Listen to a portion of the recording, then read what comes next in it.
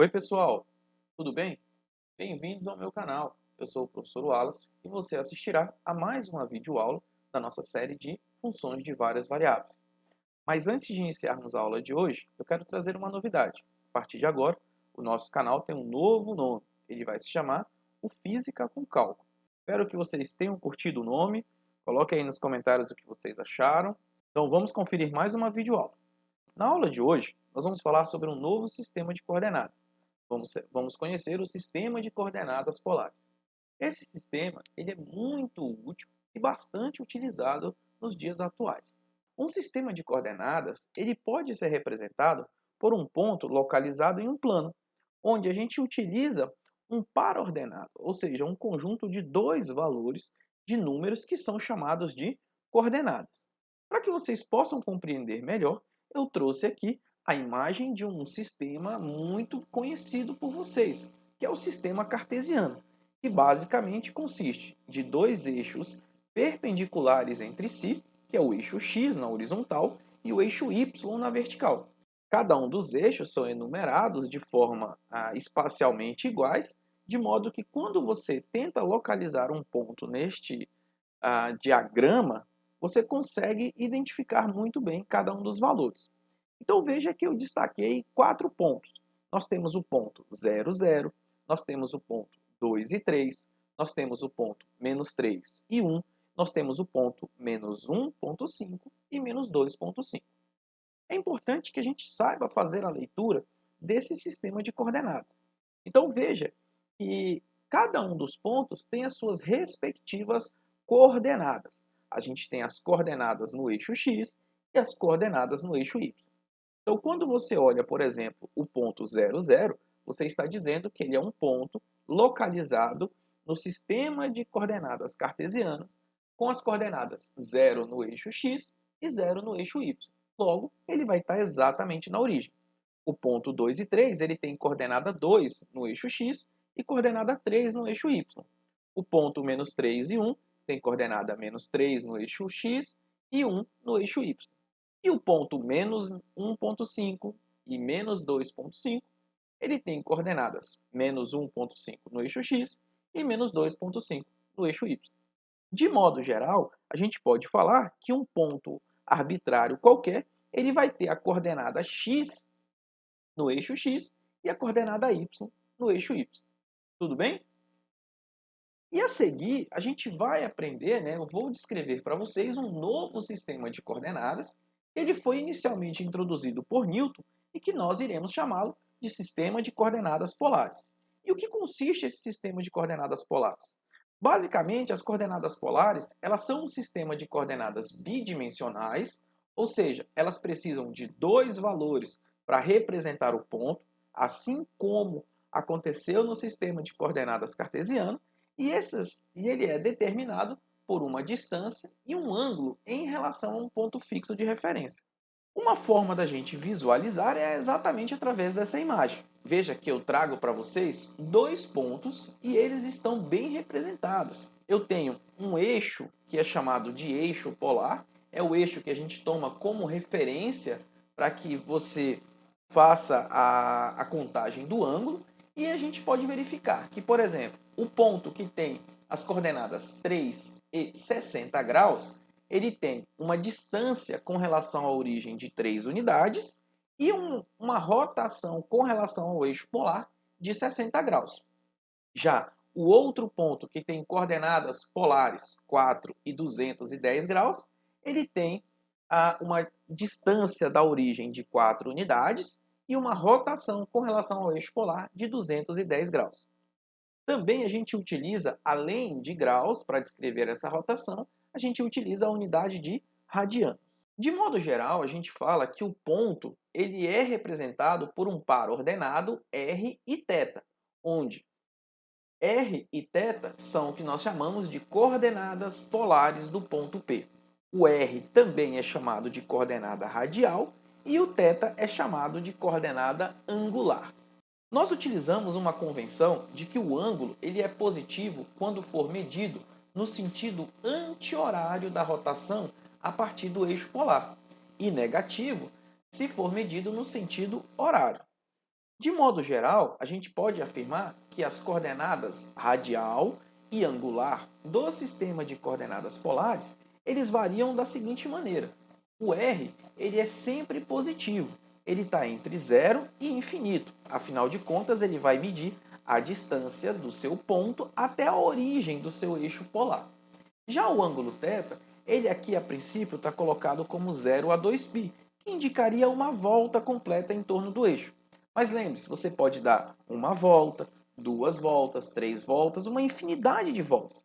Então, de modo geral, a gente pode falar que o θ ele varia entre 0 e 2nπ, onde n seria um número inteiro positivo ou negativo, sempre adotando a questão de convenção. Positivo quando a gente gira no sentido anti-horário e negativo no sentido horário. Se você chegou até esse ponto e ficou com alguma dúvida, pause o vídeo, assista novamente e, claro, não deixe de colocar nos comentários para que eu saiba que você está tendo dificuldade. Na sequência, eu trago para vocês uma visualização do sistema de coordenadas polares. Diferentemente do sistema de coordenadas cartesiano, o que nós temos aqui é uma imagem onde você tem você tem uma região circular, onde você tem as marcações dos ângulos, né, correspondentes, e um eixo que passa exatamente no centro do nosso círculo, que representaria essa distância radial. Aqui eu fiz uma distância de até 1,5. Para que fique melhor a visualização, eu trouxe uma animação para que vocês possam ver. Nós temos um círculo vermelho, que seria um círculo unitário, então ele teria coordenada radial r igual a 1, e aqui eu estou assumindo que o ângulo é zero. Observem que quando eu começo a variar o ângulo, a gente começa a ter os diferentes pontos que estão situados na coordenada radial r igual a 1. Eu coloquei na cor verde para que você consiga localizar melhor. Na nossa imagem ao lado, o nosso círculo unitário é exatamente o que está na cor preta. Tudo bem? Agora, o que acontece à medida que eu faço uma mudança também no raio, né? Quando eu mudo o raio, o nosso círculo vai ficando cada vez maior. Ou seja, eu começo a abranger, né, uma área maior dentro do nosso sistema de coordenadas polares. E assim, a gente consegue ter uma visualização melhor do que está acontecendo. Tudo bem? Como eu disse para vocês, a gente pode dar uma volta, que é o caso daqui, ou podemos dar também duas voltas ou três voltas. Então, nesse caso, olha o que acontece. Quando a gente dá uma volta, duas voltas, a gente continua exatamente passando pelos mesmos pontos. Isso é interessante porque a gente consegue criar uma propriedade de periodicidade. Tudo bem? Em geral, a gente sempre escreve que a coordenada angular ela varia de 0 a 2π. Então, pessoal, dessa forma a gente consegue visualizar muito melhor o sistema de coordenadas polares. Se você gostou, não esquece de curtir o vídeo, comentar aí embaixo, para que eu possa saber se vocês estão acompanhando legal a nossa aula. Vamos continuar? As coordenadas polares r e θ podem ser convertidas para as coordenadas cartesianas x e y, usando apenas as funções trigonométricas seno e cosseno. Se nós visualizarmos o gráfico a seguir, onde nós temos um ponto localizado no sistema de coordenadas cartesiano, veremos que ele se encontra a uma distância r e com relação ao eixo x com o ângulo θ. Se nós utilizarmos as relações trigonométricas do triângulo retângulo, a gente visualiza que as coordenadas x e y do ponto são dadas por x igual a r cosseno θ e y igual a r seno de θ. Observe que o ponto em questão ele tem as coordenadas x e y e também tem as coordenadas r e θ. É importante ressaltar que as coordenadas no sistema cartesiano, os valores expressos no sistema cartesiano, não necessariamente são iguais aos valores expressos no sistema de coordenadas polares. Este é um cuidado que a gente sempre tem que ter, tudo bem? E o contrário? Bem, por outro lado, as coordenadas cartesianas x e y também podem ser convertidas para as coordenadas polares se a gente utilizar as seguintes relações. Que o r² ele é x² mais y² e que a tangente de θ ela é y sobre x. Para que a gente possa compreender melhor essas duas relações que eu acabei de mostrar para vocês, né? Transformar de coordenadas polares para cartesianas, e de coordenadas cartesianas para coordenadas polares, eu trouxe dois exemplos para a gente resolver. No primeiro exemplo, a gente vai converter o ponto de coordenadas polares 2 e π sobre 3 para o sistema de coordenada cartesiana. Para a gente fazer isso, primeiro a gente tem que lembrar, verificar o seguinte: o nosso ponto em questão, P, ele tem as coordenadas 2 e π sobre 3. E nós queremos encontrar o equivalente no sistema de coordenadas cartesianas. O primeiro valor nos fornece o R, enquanto que o segundo valor nos fornece o θ. Para localizar o x e o y, basta que a gente use que x é igual a R cosseno de θ, ou melhor, 2 vezes o cosseno sobre 3, e o y é igual a R seno de θ, ou melhor, 2 vezes o seno sobre 3. Substituindo os valores do cosseno e do seno, nós encontraremos que o x é igual a 1 e o y é igual a raiz de 3. Para que você possa visualizar exatamente essa transformação, eu trouxe o gráfico a seguir. Veja que os eixos que estão na cor verde representam o nosso sistema de coordenadas cartesiano. O ponto vermelho é o nosso ponto em questão.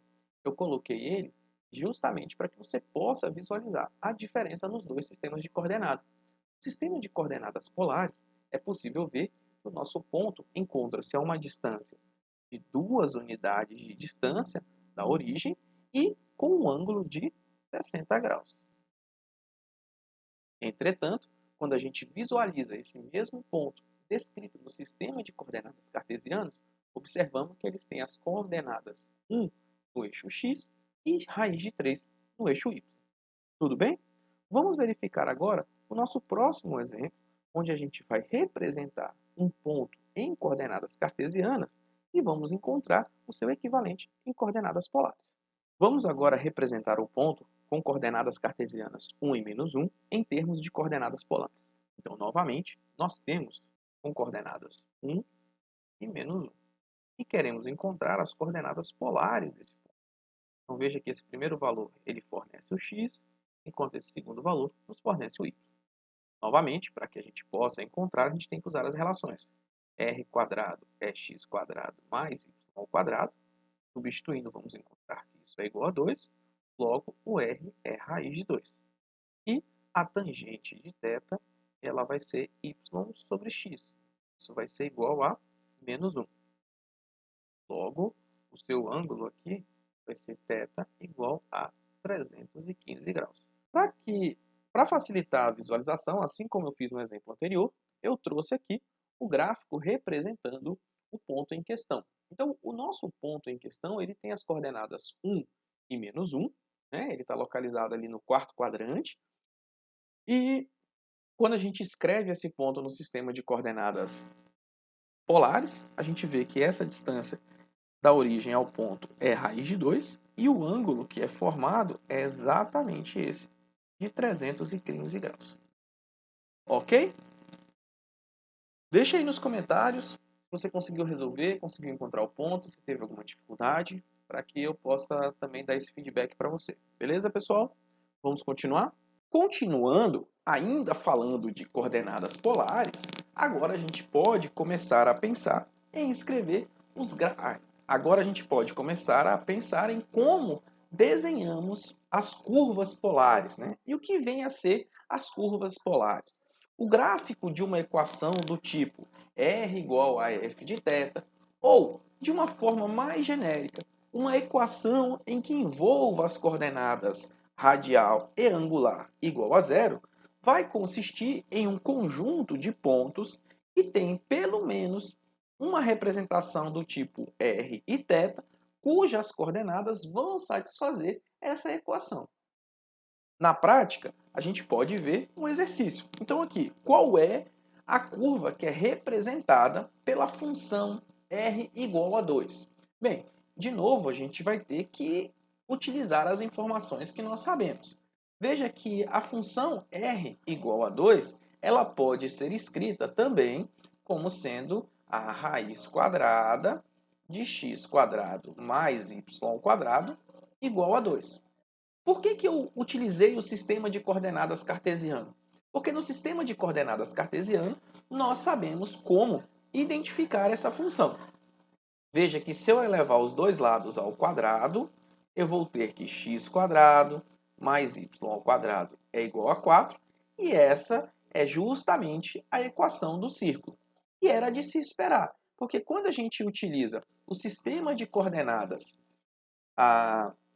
polares, a gente vai ver que nós estamos pegando a família de pontos que estão localizados a uma distância r igual a 2. E é exatamente isso que a gente vê. Observem que o ponto vermelho ele corre todo o círculo de raio igual a 2. Então, a curva polar para r igual a 2 é um círculo dessa forma como eu mostrei para vocês. Tudo bem? Agora que nós vimos um caso mais simples, veremos um caso um pouco mais elaborado, que é a curva polar com r igual a seno de θ. Nesse caso, a nossa função ela não é mais um r constante, então não é mais simplesmente um círculo. Vamos analisar essa função com calma, de modo que a gente tente desenhá-la, tente obter a sua representação gráfica.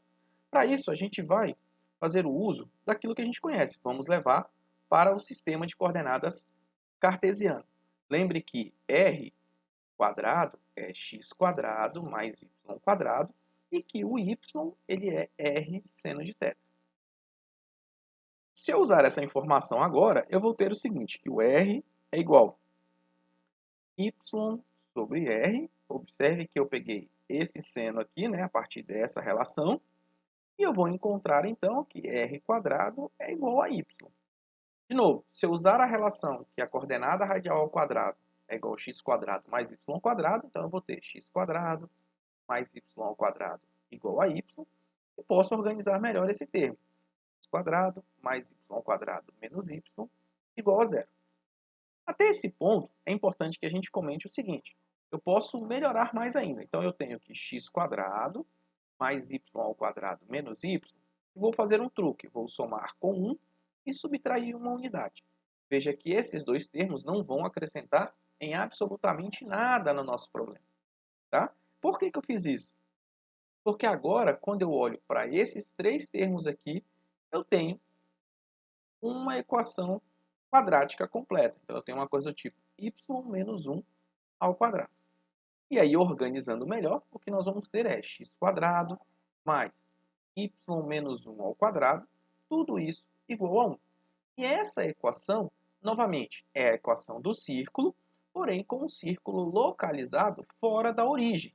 Ele vai estar localizado ele vai ter o centro no ponto 0 e 1. E vai ter um raio igual a 1. Tudo bem? Para que a gente possa, pensando nisso, eu trago para vocês o gráfico dessa curva. Veja que é exatamente o que eu falei para vocês. O nosso círculo ele está localizado exatamente no centro com a coordenada 0 e 1, como era de se esperar. Tudo bem? Vamos continuar? Vamos falar um pouquinho sobre simetria, porque os gráficos em coordenadas polares eles apresentam certos graus de simetria. E quando a gente tenta esboçar essas curvas, é muito útil utilizar essas questões de simetrias, porque assim vai ficar mais fácil da gente tentar desenhá-las. Então, existem três regras que podem ser explicadas. A primeira diz o seguinte: se uma equação polar ela não mudar, né, não alterar quando eu troco o θ por menos θ, essa curva ela vai ser simétrica com relação ao eixo polar. Então, eu demarquei na cor vermelha justamente o nosso eixo polar. Veja que a curva representada pela equação r igual a 2 mais 3 cosseno de θ, ela é uma equação simétrica no eixo polar. Porque quando eu faço o θ indo para menos θ, a função cosseno não muda e a equação fica exatamente igual. Por isso, ela é simétrica. Veja que a parte de cima do gráfico é exatamente igual à parte de baixo. O segundo caso é quando a equação não muda quando r é substituído por menos r, ou melhor, quando o θ for trocado por θ mais π. É como se eu estivesse fazendo uma rotação de 180 graus. Então, para visualizar isso, eu trouxe uma outra curva para vocês. Parece uma flor, né? Um trevo de 4 folhas. A equação polar que descreve essa curva é a equação r igual a menos 3 cosseno ao quadrado de θ, seno ao quadrado de θ. Veja que se eu rotacionar, então aqui eu vou chamar de 1 e 2. Se eu fizer uma rotação de 180 graus, eu vou trocar de lugar os pontos, mas a função vai permanecer exatamente a mesma. Por isso que a gente fala que essa função ela é simétrica quando eu giro em relação a 180 graus em relação ao centro dela. Tudo bem? E por fim, se uma equação não muda quando o θ for trocado por π menos θ, né, a curva vai ser simétrica em relação a uma reta vertical, que é localizada no ponto θ igual a π sobre 2. Novamente, eu trouxe uma outra função para vocês aqui, que é a função 2 mais 3 seno de θ. Veja que agora existe um eixo vertical, que está indicado pela cor vermelha, e ele representa para a gente justamente essa reta do θ igual a π sobre 2. E a gente percebe que o gráfico é simétrico. Tudo bem? Quando você usa essas informações de simetria, fica muito mais fácil você tentar visualizar as curvas. Bem, nós vimos na aula anterior de curvas parametrizadas que nós podemos determinar as retas tangentes às curvas paramétricas. O mesmo pode ser feito aqui. Nós vamos encontrar as tangentes às curvas polares. Para que a gente encontre essa reta tangente, a gente precisa considerar o ângulo θ como sendo um parâmetro e escrever as suas equações paramétricas da seguinte forma, né? O x ele é igual a um r cosseno de θ e o r ele vai ser a função que depende de θ. O y, que é um r seno de θ, com o r sendo um f de θ. E aí, a gente pode utilizar o mesmo método que nós utilizamos anteriormente para encontrar as inclinações de curvas parametrizadas e a regra do produto. E o que nós obtemos é que a inclinação da reta tangente, que é dada por dy dx, ela vai ser dada por dy dθ, dx dθ. Na nossa aula de curvas parametrizadas, o nosso parâmetro era a letra t. Veja que, essencialmente, a gente está calculando as equações paramétricas. Na sequência, para que a gente possa entender melhor como calcular a tangente em curvas polares, vamos resolver o problema da cardioide. A cardioide ela é uma curva que é descrita pela equação r igual a 1 mais seno de θ, e nós queremos encontrar a inclinação da reta tangente quando o nosso parâmetro, no caso o ângulo polar, ele for igual a π sobre 3. Na sequência, nós vamos encontrar todos os pontos na cardioide onde existe uma reta tangente horizontal ou uma reta tangente vertical. Para isso, nós temos que fazer uso do resultado mostrado anteriormente. Vamos lembrar a equação que descreve a cardioide. Ela é dada pela equação R igual a 1 mais seno de θ. Para que você possa compreender melhor o que nós vamos fazer, eu trouxe o gráfico da função cardioide. A cardioide é representada pela curva em azul. Veja como é o comportamento dela. Nós iremos encontrar agora a inclinação da reta tangente quando o ângulo for de 60 graus. Então, inicialmente, a gente precisa encontrar as componentes. Lembramos o seguinte, que o x ele é r cosseno de θ, ou melhor, ele vai ser 1 mais seno de θ, que multiplica o cosseno de θ. Tudo bem? E o y é r seno de θ, e isso vai dar 1 mais seno de θ, que multiplica seno de θ. Com essas informações, agora a gente pode ir atrás da inclinação da reta. A gente precisa encontrar quem é o dy dθ e o dx dθ. Mas nós já vimos como é cada uma das expressões. Então vamos calcular primeiro o dx dθ e depois o dy dθ. Então lembre, o x ele nada mais é do que cosseno de θ e multiplica o x nada mais é do que seno de θ mais cosseno de θ, seno de θ. Então, quando eu calcular essa derivada, a gente vai poder encontrar agora a gente pode encontrar. Então, agora podemos calcular esta derivada. Veja que o nosso termo nossa expressão tem dois termos, o primeiro e o segundo. Então, vamos derivar cada um. Quando eu derivar o primeiro termo, a derivada do seno é o cosseno. Quando eu derivar o segundo termo, nós teremos que fazer o uso da regra da cadeia né? Porque temos uma multiplicação de duas funções. Então, aqui vai ficar menos seno, que multiplica o seno, né? Derivei a primeira, conservei a segunda, mais conservo a primeira e derivo a segunda função. Tudo bem? E em linhas gerais, o que a gente vai ter aqui é algo do tipo cosseno de θ menos seno ao quadrado de θ mais cosseno ao quadrado de θ. Vamos guardar essa expressão. Agora a gente vai calcular a derivada do y com relação ao θ.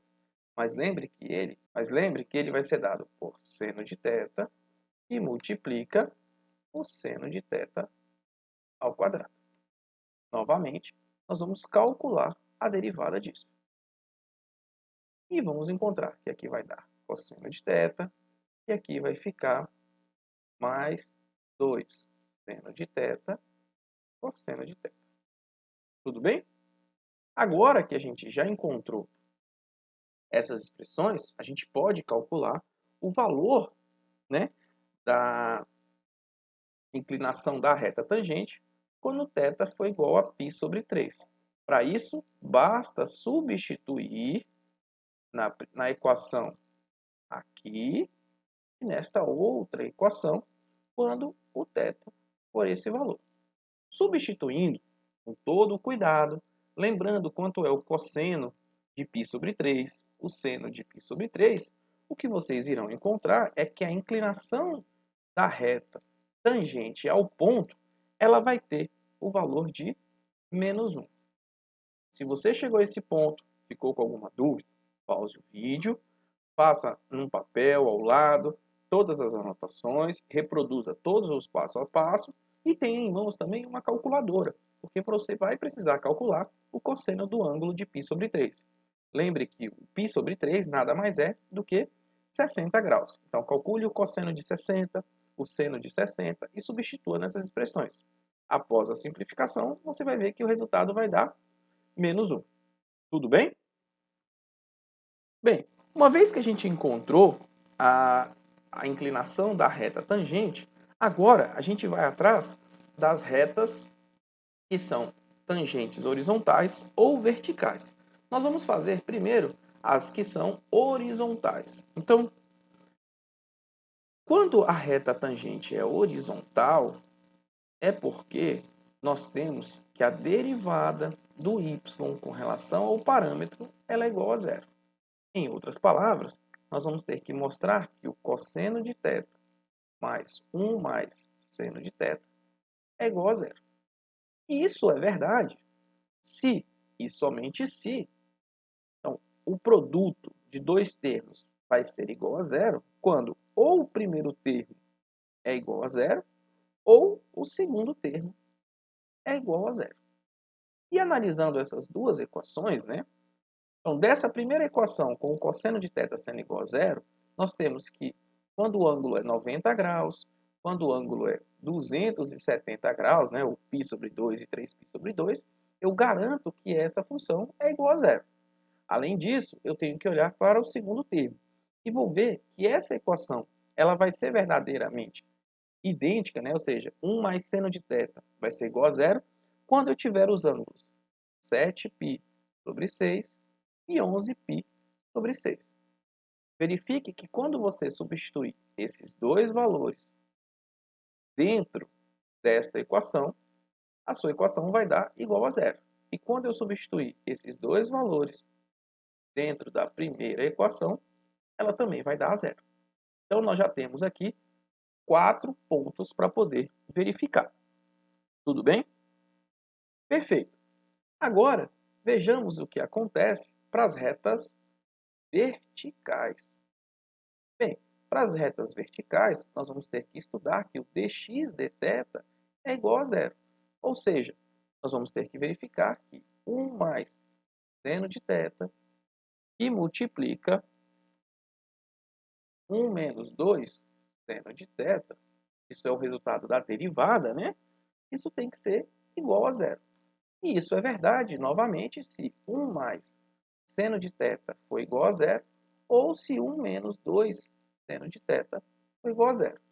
E a gente encontra que essas duas equações serão solucionadas quando o nosso ângulo for 3π sobre 2, π sobre 6 e 5π sobre 6.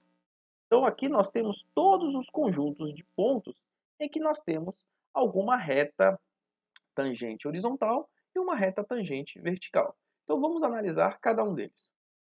Veja que eu tenho a cardioide aqui representada e eu destaquei todos os pontos que nós encontramos. Então nós temos o ponto com o ângulo de 60 graus, que é o π sobre 3. Nós temos o ângulo de π sobre 2. Nós temos o ângulo de 150 graus. Nós temos o ângulo de 210 graus. Nós temos o ângulo de 330 graus. Nós temos o ângulo de 30 graus. Cada um dos pontos aqui destacados vão trazer uma reta tangente. Então, inicialmente, nós fomos atrás da reta tangente ao ângulo de π sobre 3. E nós encontramos que é exatamente essa curva amarela. Veja que no nosso resultado, a inclinação da reta deu -1, o que mostra que ela é uma reta decrescente, né? Além disso, nós encontramos que existem 3 retas horizontais, localizadas no π sobre 2, localizadas no 90 graus, 210 graus e 330 graus. Essas são as 3 retas horizontais tangentes que nós temos no gráfico. E, adicionalmente, nós temos mais 2 verticais, que são localizadas no ponto de 150 e 30 graus. Então, dessa forma, nós conseguimos localizar todas as retas tangentes que estão situadas à cardioide, né? As principais, aqui o exercício pede para a gente encontrar. Tudo bem? Se você ficou com alguma dúvida, pause o vídeo, retorne, né? E sempre comente aí, coloque nos comentários o que você achou. Vamos continuar? E para a gente finalizar a nossa aula, vamos falar rapidamente sobre como a gente pode utilizar ferramentas gráficas para a nossa intenção de gerar as curvas polares, né? Embora seja muito útil a gente saber esboçar essas curvas polares, usando a questão de simetria, usando onde estão as retas tangentes, a gente precisa utilizar alguns softwares computacionais que vão facilitar muito a nossa vida, né? A questão de linguagem de programação para você utilizar. Então, alguns softwares eles possuem comandos que são específicos e nos permitem traçar curvas polares diretamente, que é o exemplo do programa que eu utilizo aqui, né? Entretanto, em outros programas, a gente precisa fazer a conversão para curvas parametrizadas primeiro. Então, assim, é sempre importante que você saiba como escrever as equações paramétricas para que você possa preparar uma rotina computacional, um script computacional, para você colocar, fazer o gráfico das suas curvas polares. Tá? Eu, particularmente, utilizo a linguagem Wolfram, que é do programa Matemática, é um programa muito completo, que permite que eu faça diversas possibilidades aqui, que eu sempre trago no canal todas as aulas com alguma animação, que vocês podem ver, e justamente por isso eu trouxe 2 gráficos bem legais para vocês visualizarem. O primeiro, a gente vai desenhar a família de curvas, né, polares, onde a equação é dada por 1 mais c seno de θ. Então vamos ver como funciona essa curva. Então, pessoal, agora eu trago para vocês a representação gráfica da curva polar, né, que é dada por 1 mais c seno de θ, e eu começo com o valor de c igual a 0. Então veja que quando c é igual a 0, a nossa equação ela fica essencialmente r igual a 1, que é um círculo de raio unitário. À medida em que eu começo a aumentar o valor de c, vou colocar um valor positivo, observem que a nossa curva ela começa a modificar, né, ela vem subindo, ao ponto que existe um valor de C em que começa a surgir um cúspide, né? Como eu mostrei anteriormente, como se fosse um bico. E na sequência, à medida que eu vou aumentando, surge um laço. Isso para C positivo. Agora, olha o que acontece à medida que eu vou fazendo para o C negativo, né? Eu vou voltando, diminuindo, até chegar a C igual a 0 e encontrar o círculo unitário, e vou diminuindo mais ainda, né? Vou para cá e vou diminuindo. Veja que agora há uma inversão, né? A cúspide ela começa a aparecer para o outro lado. Tudo bem? E é isso, pessoal. Essa é uma cardioide, né? A família das cardioides, e à medida que a gente vai ajustando o parâmetro, vai surgindo esse laço, e é bem interessante de ver usando o recurso computacional. Eu espero que vocês tenham gostado. E caso você queira saber como fazer isso, deixa aí nos comentários que eu também posso fazer um vídeo sobre isso, tá? Trazendo para vocês um pouco mais dessa ferramenta. E agora, pessoal, para a gente finalizar a nossa aula, eu trouxe uma curva bem legal que a gente vai visualizar utilizando o nosso software aqui, no caso, matemática. E a curva polar em questão é a curva R igual a seno ao quadrado de 2,4 θ mais cosseno a quarta de 2,4 θ. Então, vem ver como que funciona essa equação. Observe o que acontece quando eu começo a variar o ângulo. Veja que a nossa função ela tem um comportamento bem curioso, né? Parece uma estrela. Então, claro que você tentar reproduzir esse gráfico manualmente ele é bastante complicado e por isso é importante que a gente utilize um software computacional.